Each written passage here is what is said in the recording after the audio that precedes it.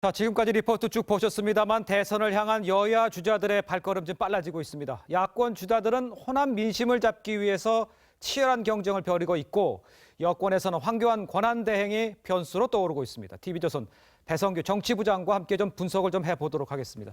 안녕하세요. 안녕하세요. 자, 지금 보니까 문재인 전 대표, 안철수 전 대표 지금 호남에서 지금 민심 잡기 한창인데 네. 사실은 좀 문재인 대표 쪽으로 기울었다 이렇게 보아왔던 게 사실 아닌가? 어떻습니까 지금? 이 표면적으로 지지율만 본다면 당연히 지금 문재인 전 대표와 민주당이 2배가량 앞서 있습니다. 네. 그건 맞는데 예.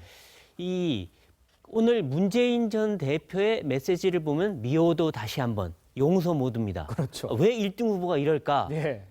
호남 지지율이 그만큼 중요한 거기도 하지만 호남의 표심은 언제든 변한다. 예. 이런 것 때문에 지금 문재인 전 대표도 안심을 할 수 없는 거예요. 아. 그래서 지금 호남의 민심은 2가지 바로미터입니다. 예. 첫 번째는 정권 교체를 할 수 있는 후보냐. 두 번째는 호남을 대변할 수 있는 후보냐. 예. 2가지인데 문 전 대표는 정권 교체는 확실한 후보 같은데 호남을 대변할 후보인지에 대해서는 의심스럽다. 이것이 지금 호남의 정확한 민심이고 예. 그러다 보니까 안철수 전 대표는 정권 교체는 좀 불확실해 보이는데 예. 우리는 좀 대변해 줄 것 같다. 이런 상황이거든요. 예. 그래서 안철수 전 대표 오늘 메시지 보면 예. 나철수 안 합니다. 연대 안 합니다. 이겁니다. 아. 그러니까 서로 간에 자기의 약점을 보완하기 위해서 지금 서로가 이 호남에 대해서 예. 메시지를 던지고 있는 것이죠. 예. 반 총장 같은 경우에는 호남에서의 대안론이 좀 가능할 수 있을 것 같습니까? 어떻습니까? 반 총장. 네, 지금 뭐 이 반기문 전 총장 그리고 이재명 시장 이 두 사람도 이 호남의 민심을 갖고 싸우는 4명의 주자입니다. 그렇죠. 어떻게 보면. 근데 이 이재명 시장 같은 경우에는 지금 이 호남 민심을 못 잡으면은 굉장히 어려운 상황이고 예. 그러니까 반 총장이 지금 문제인데 반 총장으로서는 호남을 잡기 위해서 뉴 DJP 연합 네. 이 얘기를 지금 강조를 하고 있습니다만 예. 뭔가 잘 먹히지가 않는 분위기예요. 그래서 이 먹히면은 호남에서 20% 뚫고 30% 올라가야 되는데 예. 지금 10%대 정체에 있기 때문에 그렇죠. 지금 세 사람이 경쟁하는 구도거든요. 예. 아무래도 문재인 전 대표는 좀 올라가 있는 상황이고 그래서 예. 이 반 전 총장이 예. 빨리 호남에서의 그 뭔가 지지세를 잡지 않으면 네. 뭔가 제3지대 주도권을 잃을 수도 있다. 그것 때문에 이번 설 민심이 그만큼 반 전 총장한테는 굉장히 중요한 상황이 돼 있는 겁니다. 예. 그만큼 이제 호남의 지지율이 중요하기 때문에 이렇게 하고 있는 건데 네. 이 호남의 지지율이 제3지대에서 지금 이루어지고 있는 이쪽에 영향을 상당히 미칠 수 있는 상황인 겁니까? 그렇죠. 예. 지금 제3지대에서 그러니까 호남에서 누가 이 대세를 잡느냐 예. 또는 문 전 대표를 제외한 나머지 3명 중에 누가 더 지지세를 잡느냐에 따라서 예. 제3지대가 되느냐 안 되느냐가 걸려 있는데 뭐 이재명 시장이 잡는다면 제3지대는 없어지는 거고요. 또 문재인 전 대표나 당연한 거고. 예. 근데 그게 아니라 이 안철수 전 대표가 만일 이 지지세를 잡고 뭔가 국민의당에 그 결집을 시켜서 올라간다 하면 아마 안철수 전 대표와 국민의당이 제3지대의 플랫폼이 되는 그런 상황으로 가고 그 반대로 반 전 총장은 굉장히 힘들어지는 그러니까 제3지대 주도권을 자기 중심으로 갈 거라고 생각했던 주도권을 오히려 넘겨줄 수도 있는 예. 그런 상황이 될 수 있습니다. 예. 극단적으로 말하면 반 전 총장이 이번 설에 계기를 못 잡으면은 잘못 자칫하면 여권 후보로 오히려 호남에서 밀려날 수 있는 어허. 그렇게 되면 충청의 지지세도 담보할 수 없다. 그래서 이 반 전 총장이 얼마나 이번에 설 민심을 회복하느냐가 예. 제3지대의 주도권도 누가 가져가느냐에 달려 있는 겁니다. 그렇군요. 굉장히 중요한 한 주가 될 수 네, 있겠네요. 맞습니다.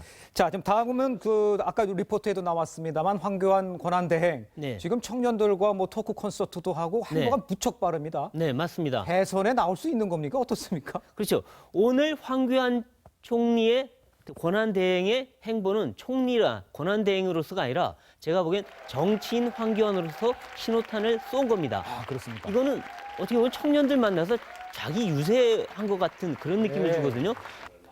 내가 그냥 나선 게 아니라 당신들 돕겠다고 한 거였기 때문에 예. 이거 상당히 큰 의미가 있어 보이는데 예. 이 그 대행이 아무래도 본인이 뭐 지금 바로 나간다고 한 적은 없지만 그렇죠. 지금 지지세를 보면 말이에요. 예. 이 새누리당에서는 20%가 넘어가고 있고 그다음에 전체는 5% 정도뿐이 아니지만 예. 보수층이나 아니면 이 TK 지역에서 지지세는 계속 올라가고 있는 중입니다. 네. 이걸 볼 때는 아마도 새누리당 쪽에서 네. 자기들이 살기 위해서라도 황 총리를 계속 대선 후보로 밀어 올리지 않을까. 이렇게 되면 본인이 싫든 좋든 간에 어허. 아마 올라갈 수밖에 없다. 그리고 실제로는 비판을 많이 받을 수는 있어요. 그렇지만 어쨌든 이 대선 30일 전에만 사퇴하면 출마할 수 있는 것이기 때문에 충분히 현실성은 있는 대안이다라고 할 수 있겠습니다. 그렇다면 황 대행이 만약에 출마한다 이렇게 되면 대선 판도에는 상당한 영향이 있을 수 있겠네요. 있을 수 있죠. 예.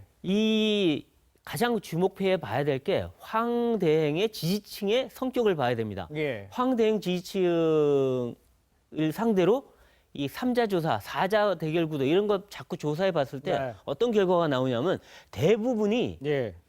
반기문 전 총장한테 갑니다. 예. 그러니까 황 총리의 지지층은 대부분 반기문 전 총장과 겹친다라고 볼 수 있죠. 그렇죠. 이 말은 뒤집어 보면 뭐냐면 만일 황 대행이 출마할 경우에는 반 전 총장이 가장 큰 타격을 받을 수 있다. 그러니까 반 전 총장의 표를 다 갉아먹는 그런 요소가 될 수 있다는 거죠. 그래서 이 반기문, 문재인, 안철수, 황교안 이 4자 구도로 나왔을 때 상황을 보면 이 반기문 총장은 많이 줄어들고 황 대행이 9%까지도 올라가는 그런 조사도 일부 있습니다. 이런 걸로 볼 때는 아마 황 대행이 나서면은 반기문 총장이 상당한 타격을 받을 수 있다. 이렇게 보이고 문재인 전 대표 입장에서 오히려 좀 반사이익을 볼 수 있죠. 그리고 안철수 전 대표 같은 경우에는 큰 영향력이 없는 걸로 나옵니다. 그러니까 어떻게 보면 이렇게 될 경우에는 대선 판도가 반기문 전 총장한테 상당히 안 좋은 구도가 될 수 있다. 이렇게 해석이 되죠. 구도는 그런데 물리적으로 가능합니까? 그러니까 탄핵 결정하고 60일 이내에 대선을 해야 되고 대선 90일 전에 권한대행을 그만둬야 되지 않습니까? 물리적으로 시간이 되나요? 이 90일이 아니라요. 보통은 다 공직 3달 전에 다 그만둬야 되지만 이번 같은 경우에는 예외가 됩니다. 그래서 30일 전에만 사퇴를 하면 되는 걸로 나오고 있습니다. 그렇기 때문에 물리적으로 가능하고 그다음에 대행을 그만두면 그다음은 어떻게 할 거냐? 공백이 있는 거 아니냐 하는데 부총리가 이어받았습니다. 그러니까 유일로 경제부총리가 이어받기 때문에 새누리당의 여권 입장에서는 아무 손해볼 것이 없다라고 하는 것이죠. 그래서 현실 가능성을 점치는 사람들이 조금씩 늘고 있는 겁니다. 알겠습니다. 지금까지 정치부 배성규 정치부장이었습니다. 수고했습니다. 고맙습니다.